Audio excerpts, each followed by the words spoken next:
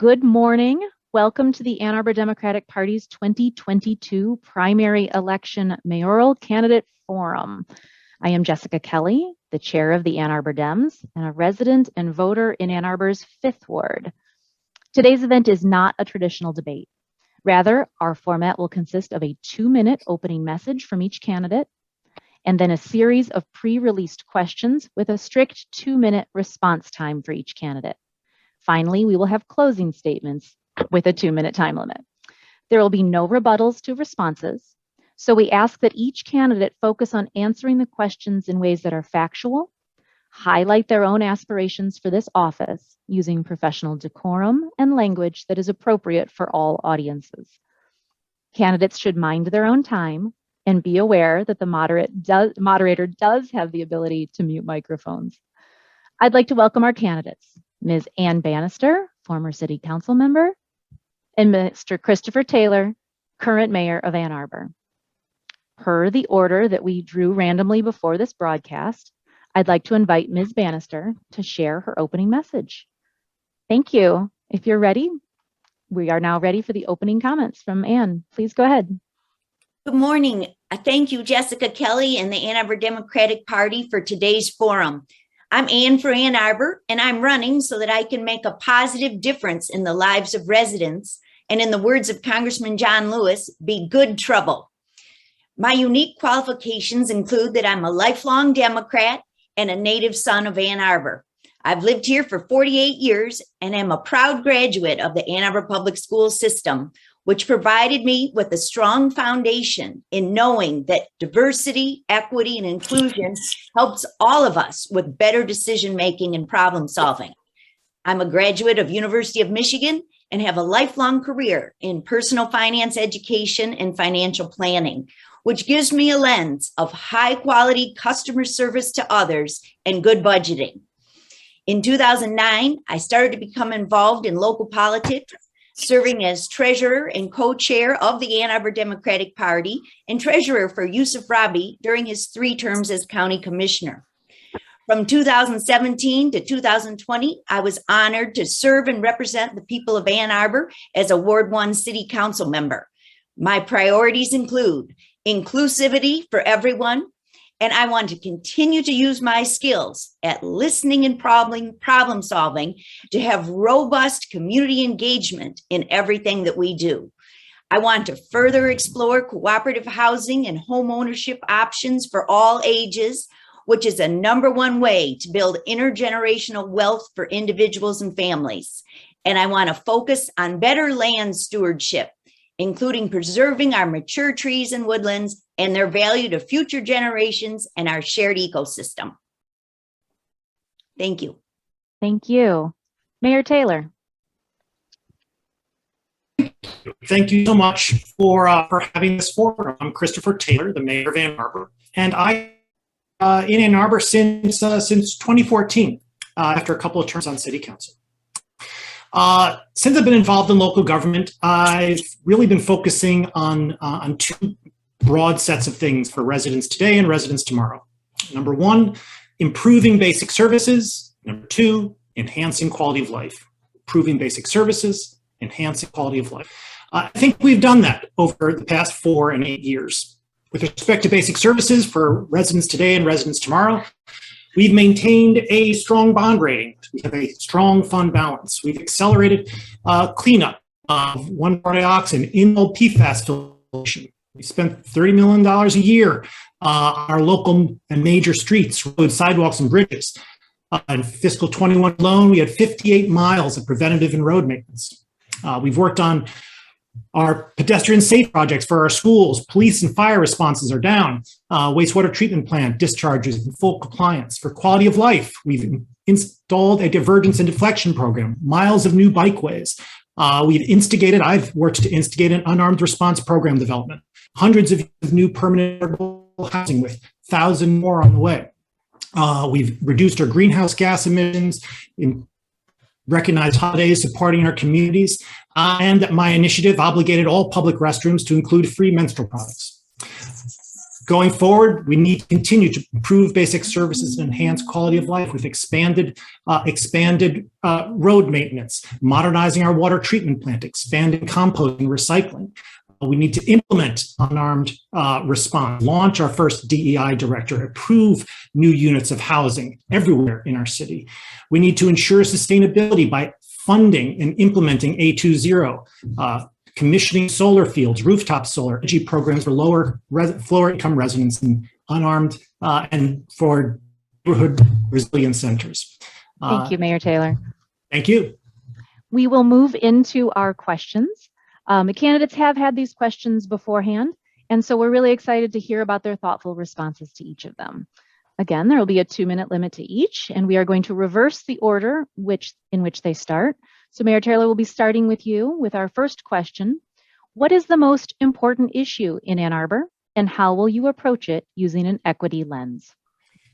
Well, the most important local, state, national, global, political, and cultural issue is, of course, climate change.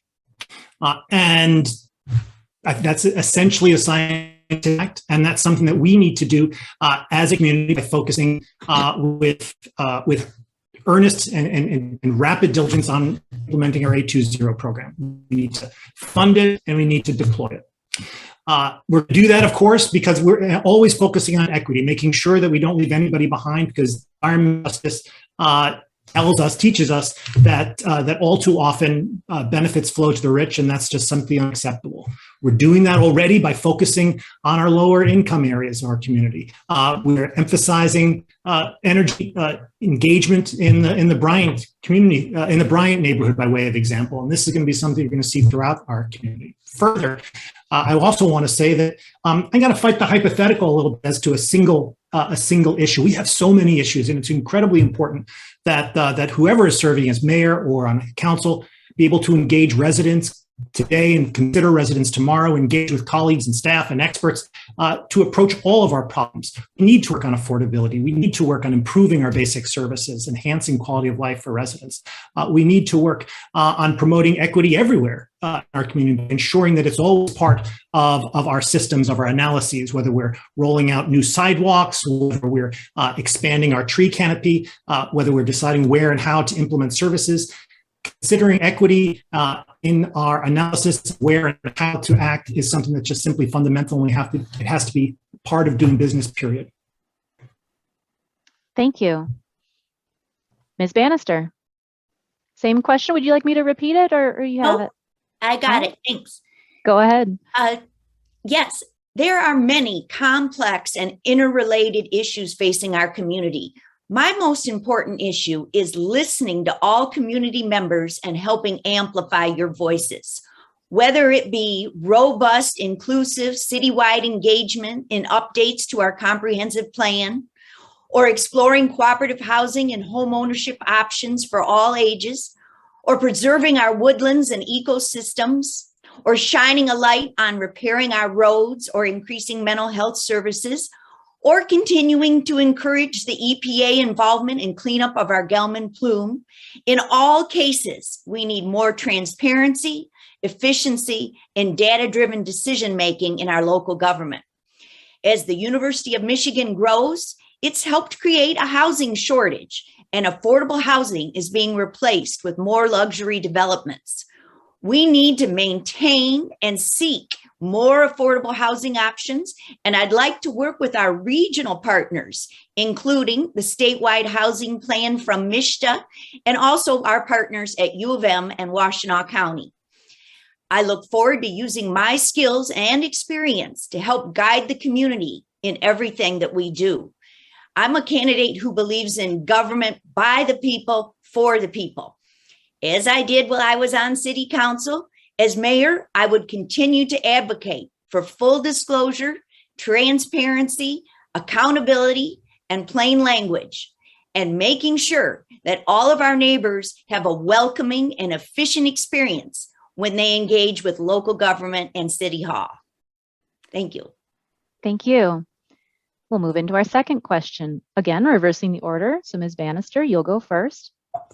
Many people perceive that there are factions on City Council. How will you use conflict conflict resolution to collaborate with your colleagues who may have different backgrounds, experiences, and perspectives than you do. You have 2 minutes. Great. I'm interested in collaboration with my council colleagues and not having divisions on city council. A lot has been said about factions and dysfunction. However, let's remember that voting on most items has been agreed on unanimously. My leadership style is to focus on what we can agree on instead of demonizing those with whom we disagree. I believe that differing opinions should lead to healthy debate and respectful discussion, and that will be the most beneficial to our community. If elected, I will work toward the goal of all council members working together on real solutions to the city's challenges and showing respect to each other when opinions differ. Let's sharpen pencils, not knives, and in the words of Aretha Franklin, have more RESPECT for each other as fellow human beings. Like the yard sign says, we're humankind, be both. Thank you. Thank you. Mr. Taylor, would you like me to repeat the question? That's not necessary. I got it. Okay, please go ahead. 2 minutes. Sure, thanks. Bottom line is that I will continue to focus on improving city services and enhancing quality of life. You've asked about faction, and I don't raise this issue in my conversations with residents or reporters because it is just not constructive. But you have asked, and so I will answer. You've asked with specificity, will I initiate formal conflict resolution? And I don't believe that I will because I don't believe it is useful. Because you can have a disagreement without discord. Different background, experience, and perspectives. These are incredibly important, but they have nothing to do with the past and present conflict among council members. Council member behavior is the source of that conflict. The members of council are adults. And when you elect people who feed on conflict, you get conflict. When you elect people who thrive on courtesy and constructive engagement, you get courtesy and constructive engagement.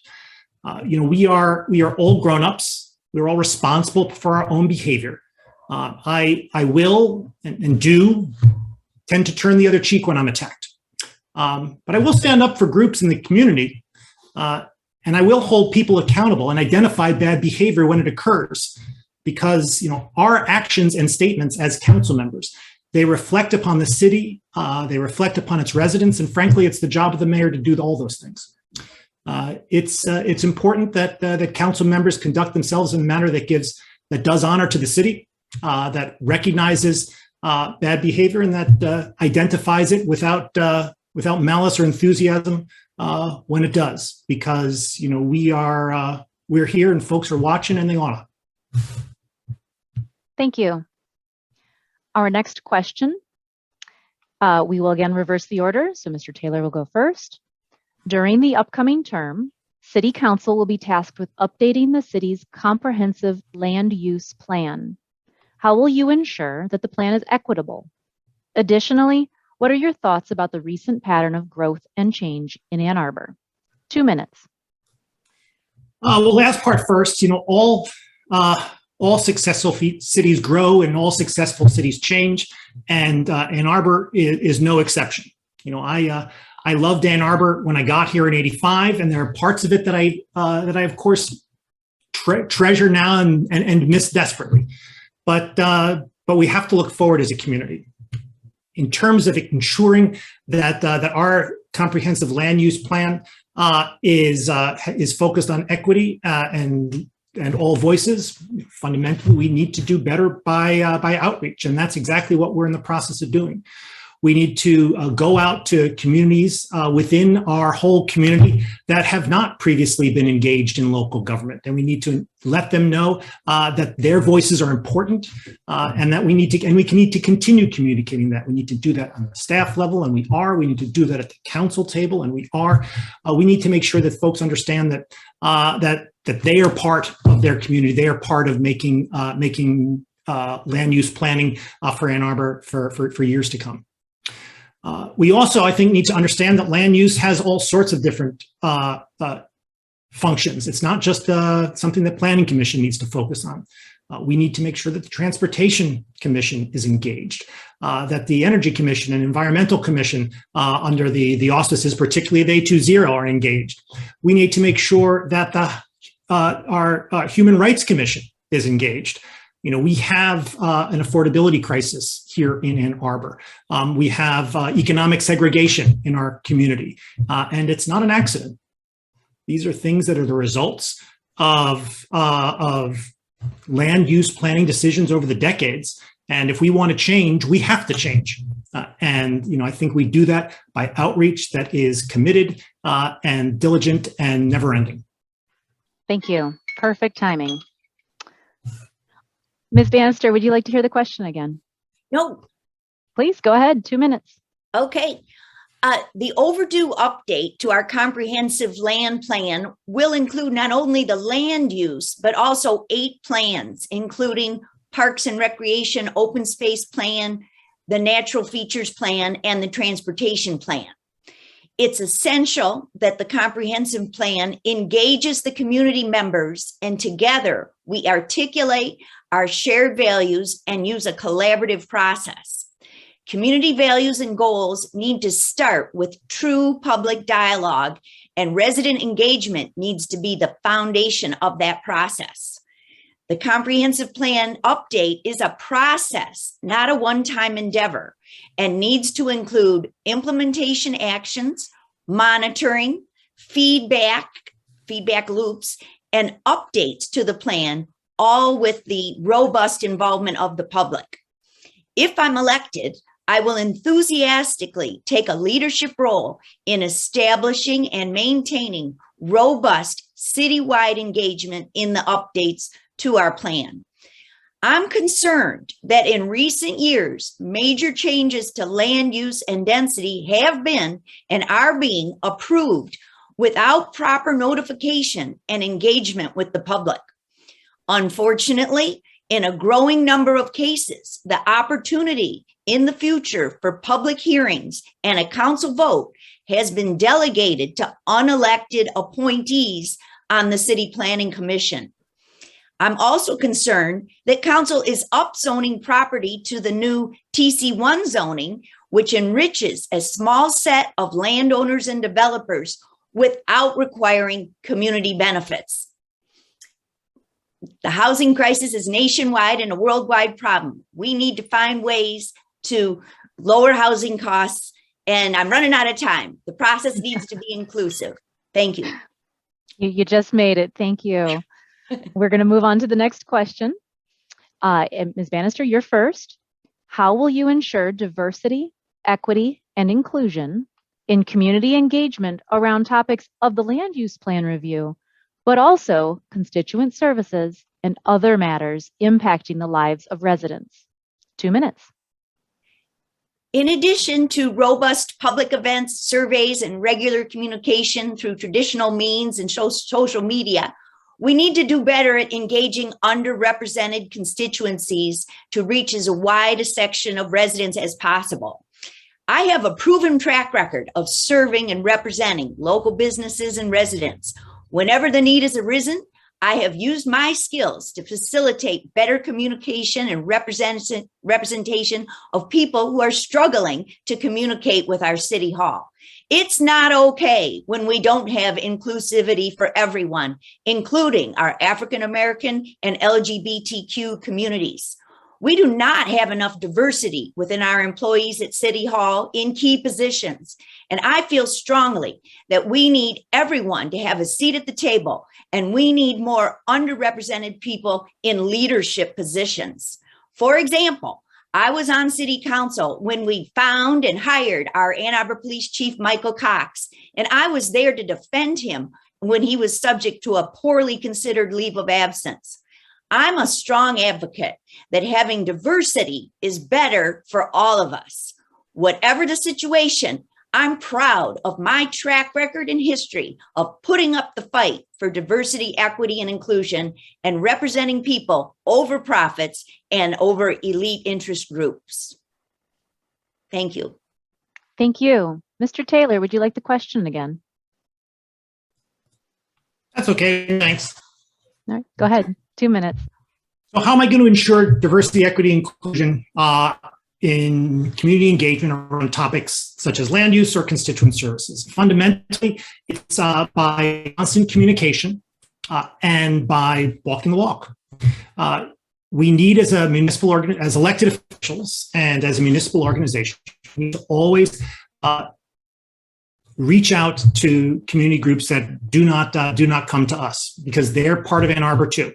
There are all sorts of reasons why folks engage with City Hall, and we need to work to understand that. You know, sometimes it's economics, sometimes it's just time, sometimes it's technology, sometimes it's feelings of hopelessness. We need to make sure that we constantly communicate with residents throughout the city of all stripes and of all backgrounds, that their voice truly matters. And then, frankly, we need to listen, and we need to act in a manner that is consistent with that effort. When folks in the municipal organization act in a way that is inconsistent with diversity, equity, inclusion, we need to say so. Whether they are pals or not, we need to ensure that residents know that we will stand up and name behavior that is unacceptable, that excludes folks from their local government. It's absolutely critical that we as electeds have the fortitude and character to say what's right, and to identify problems when they occur, and work as an organization and a community to move on and heal.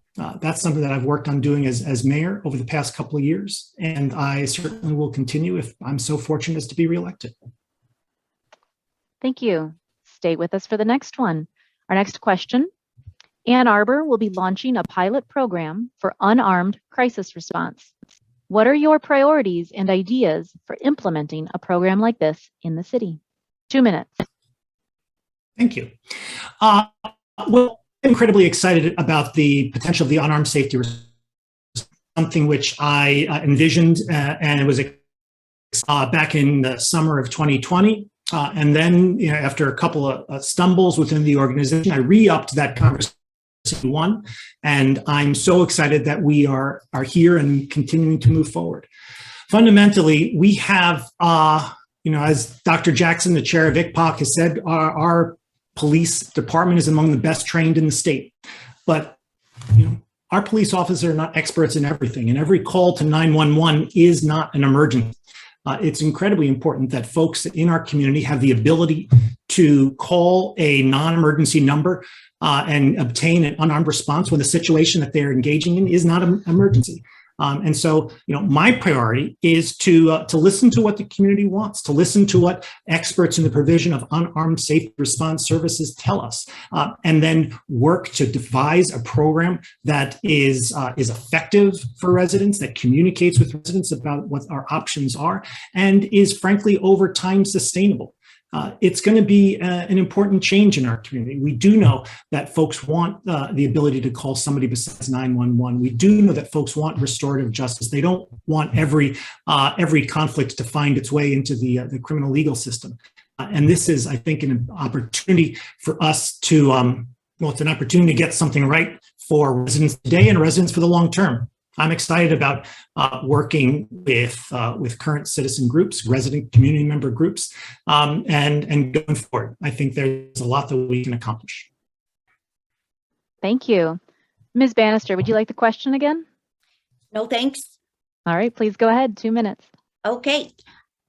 I stand with local leaders and activists who care deeply about transformative justice and building care-based safety in our community. They have formed a coalition for re-envisioning our safety, also known as CROWS. And CROWS has studied the issue of unarmed police crisis response at length and have said that a separate response and dispatch is needed. It's past time for greater systemic change in Ann Arbor. I recognize that many people won't utilize emergency services because these services involve police and guns. It's unacceptable when people won't call the police because they worry about being victimized themselves.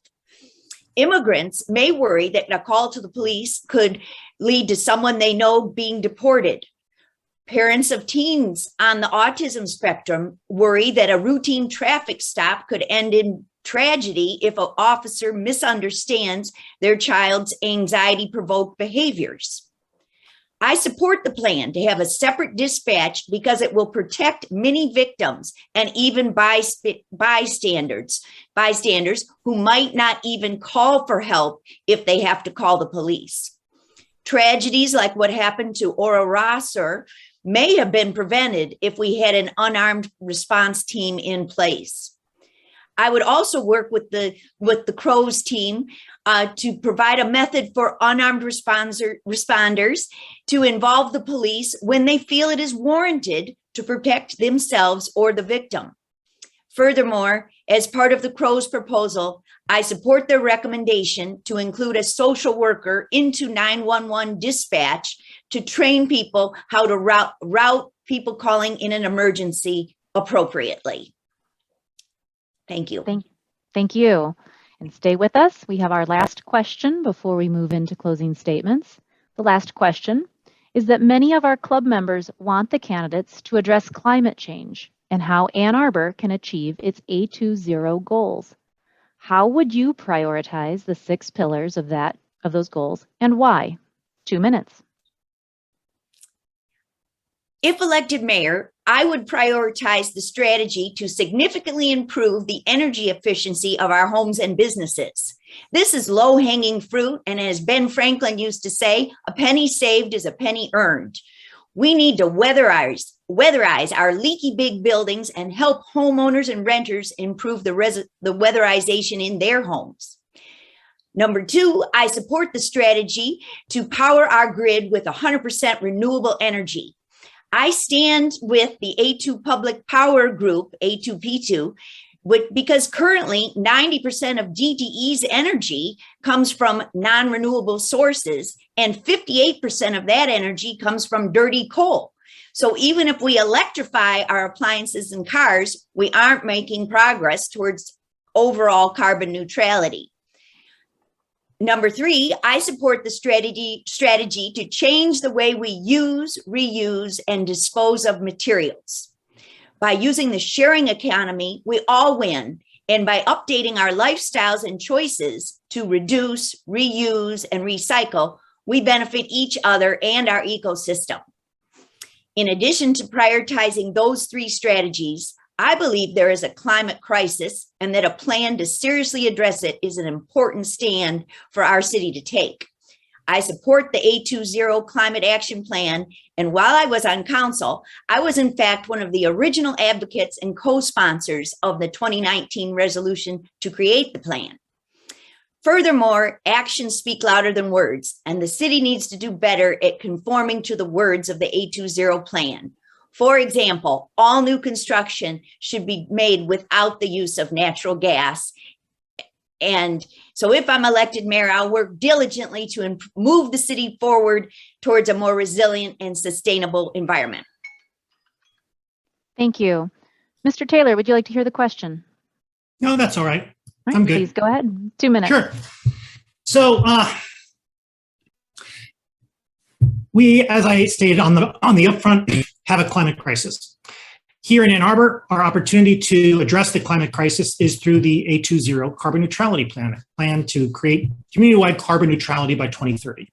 Of course, that is a broad, decontextualized goal, but what it means is if we are able to get it off the ground with funding, it means the implementation of services and improvements for residents today on the here and now, as well as achieving community-wide carbon neutrality. It means we need to cooperate with the university, with the schools, with the buses, and residents throughout the community to achieve that goal. And I do think that actions speak louder than words. And I think my actions are pretty clear on this. I have for years been advocating for actually funding our community climate action plan, for actually ensuring that millage monies are dedicated to the purpose so that we can build an office of sustainability and innovation, so that we have the people and the expertise on staff to create the plan. And that's not been without opposition. Deploying the plan, of course, is going to depend upon, no plan survives engagement with the entity, with engagement with the facts and circumstances on the ground. We need to work on all things at once. We need to work on ensuring that we expand the composting to multifamily residences, that we expand recycling. We need to ensure that we expand electrification with bulk discounts for appliances. We need to improve solar with bulk discounts for solar, with sustainable energy utility, with working perhaps with a purchase power agreement to electrify the entire, to ensure the electrification, the clean energy associated with the entire community. We need to do all these things basically at once and opportunistically when the funding arrives. Thank you. Thank you, candidates, for answers to your questions. We're going to move into closing statements. We're going to stay with the order we've established. So Mayor Taylor, you'll go first. You have 2 minutes. Thanks very much. Again, it's been my pleasure to have this conversation with you all. It's incredibly important that folks understand and hear the candid words of their candidates in order to make a decision. Going forward, I'm going to, if I'm elected, continue to work on improving basic services and enhancing quality of life. I believe that is the mission of local government, and it's something that I'm focused on 24/7. Going forward, with respect to improving basic services, I'm looking to work on fast-tracking spending for our local roads, particularly over the next 2 years with the road bond that we just passed. Working to press EPA to compel more 1,4-dioxane and to expand cleanup. Working to modernize our water treatment plan. Working to have the fortitude to actually pass funding to do so. Working to reduce flooding within our community with millions of stormwater improvements. As I said, expanding composting and recycling. With respect to improving quality of life going forward for residents today and tomorrow, we need to promote equity, of course, by implementing unarmed safety response, launching our first DEI director, approving thousands of units of new permanent affordable housing and more units of regular attainable housing throughout the community. We have to continue to say yes. With respect to sustainability, commissioning massive solar fields to provide Ann Arbor with 100% clean renewable energy, supporting rooftop solar and electric appliance discounts, expanding neighborhood resilience centers and bikeways. Fundamentally, too, as your mayor, it's my expectation that your mayor be a reasonable person. That they listen to all concerned, that they work with residents and colleagues and staff and experts, that they work to understand the issues and the costs and the benefits for residents today, and they consider the costs and benefits for residents tomorrow. It's a complicated, multivariable job, but it's one that's incredibly important and one that I'm excited to continue to perform. Thanks. Thank you. And Ms. Bannister, please go ahead, 2 minutes. Our city is facing many complex and urgent and important challenges. If elected our next mayor, I'd like to continue to use my skills and experience to help us avoid irreversible mistakes and set policy that enhances and protects our community benefits and provides unquestionable inclusivity for everyone. Let's use better feedback loops and evaluation of our decisions. Let's together make sure our local government is welcoming and transparent, efficient, and data-driven. Let's apply the questions, where's the public benefit and who benefits to everything that we do? Let's together be good trouble and make a positive difference in the lives of each other over the next 4 years and beyond. Please visit my website at Bannister4mayor.com to learn more about my campaign to be the next mayor. And together we can make a positive difference in the future of our city.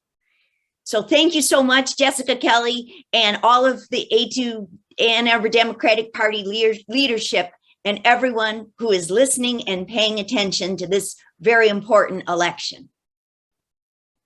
Thank you.